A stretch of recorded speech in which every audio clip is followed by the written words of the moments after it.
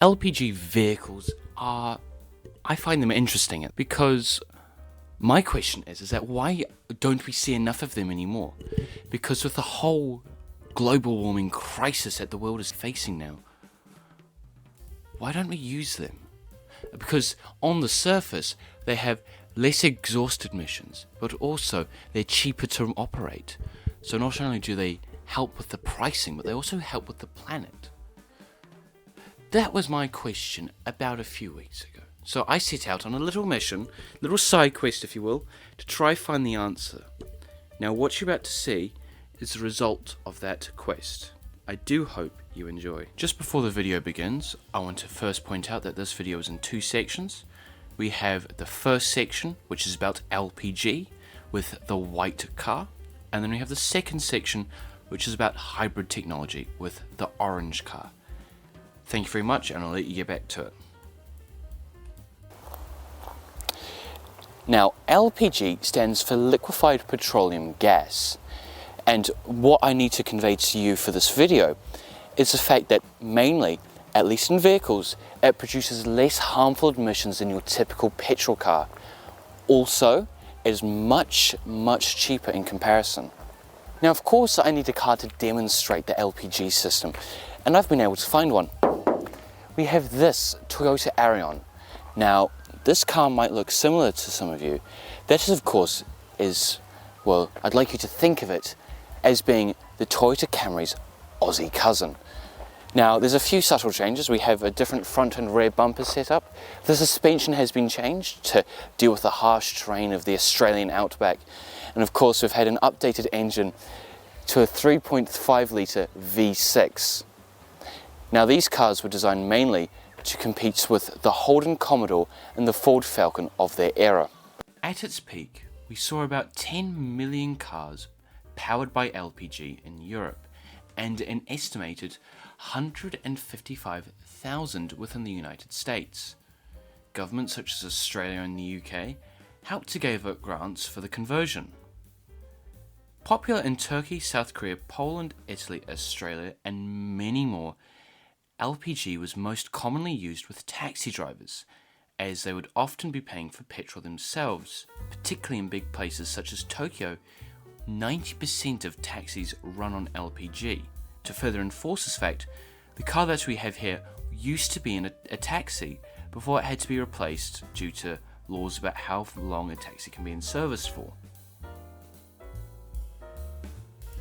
Now, what you should be seeing on screen now is the size of your typical LPG tank. And this is the size of an LPG tank that you would get in an LPG vehicle. This one actually takes up the whole entire wheel hub. And this has been retrofitted after the car was originally purchased. Talking to the owner, he said that this costed about $3,000 in order to get the LPG system fitted, which for the time with the savings you would have got, that was pretty good. In the early 1990s, LPG started to decline. Because of this decline, there was less revenue to be made for the LPG stations.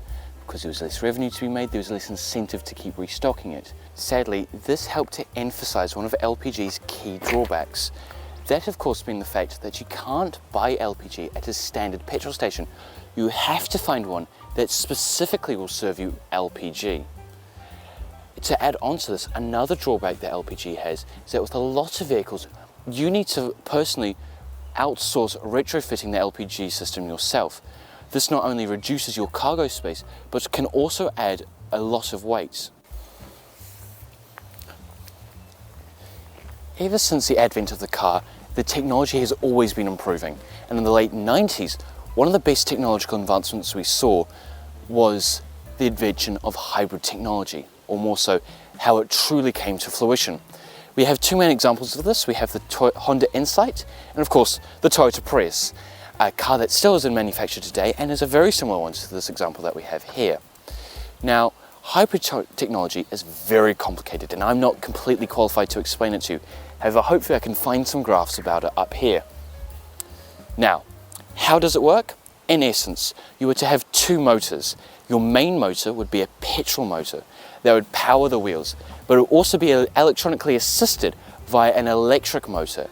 This motor can be charged using regenerative braking, and would provide power to you when you're just pulling off from the mark or if you're just in bumper-to-bumper traffic, leaving the engine completely silent.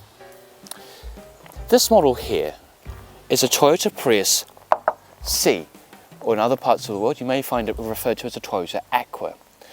Now, a few things about this vehicle. The petrol engine in this is a 1.5 litre and it produced an alleged 79 horsepower, so watch out. This car also has one small electric motor, which as mentioned previously can provide you power throughout small city driving routes. So you may be wondering, what does this have to do with LPG vehicles? Well, I think we need to point out the disadvantages of LPG vehicles. In most cases, you would need to retrofit the LPG vehicle yourself, most likely by outsourcing it to another non-company based firm. Also, you need to find a particular fuel station that stocks LPG and has a purpose-built infrastructure for it. Now, one of the advantages is that it produces less harmful emissions. So, all these are really solved by hybrid cars, but they just have a lot less disadvantages. You can fuel it from a standard fuel station. It takes less fuel as a whole because it has a hybrid drive system. This in turn allows for it to be more regularly available and less harmful to the environment. Also, you have to change nothing about the vehicle. The car comes with the whole hybrid system purpose-built into the design of the car. So you need to change nothing. So, for my concluding statement, I want to bring us back to that LPG vehicle that you would have seen me utilising earlier in this film.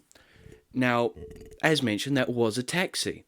However, crucially to my argument on how I believe that hybrid cars came and replaced LPG, is the fact that that LPG-powered taxi has been replaced with a hybrid Toyota Camry. So, hopefully, this will help to shed light on my argument as to the simple fact that hybrids technically solve all the answers that LPG had.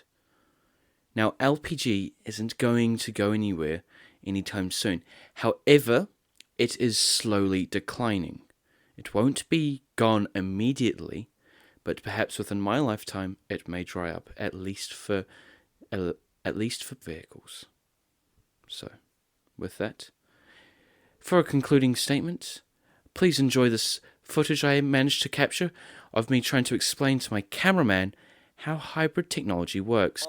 No, it is on. No, I mean like turn the engine on. No, the first engine's on. No, but you have to turn the engine on. No, this is two engines. What? It's got the hybrid system, mate. Turn the engine on. It is on!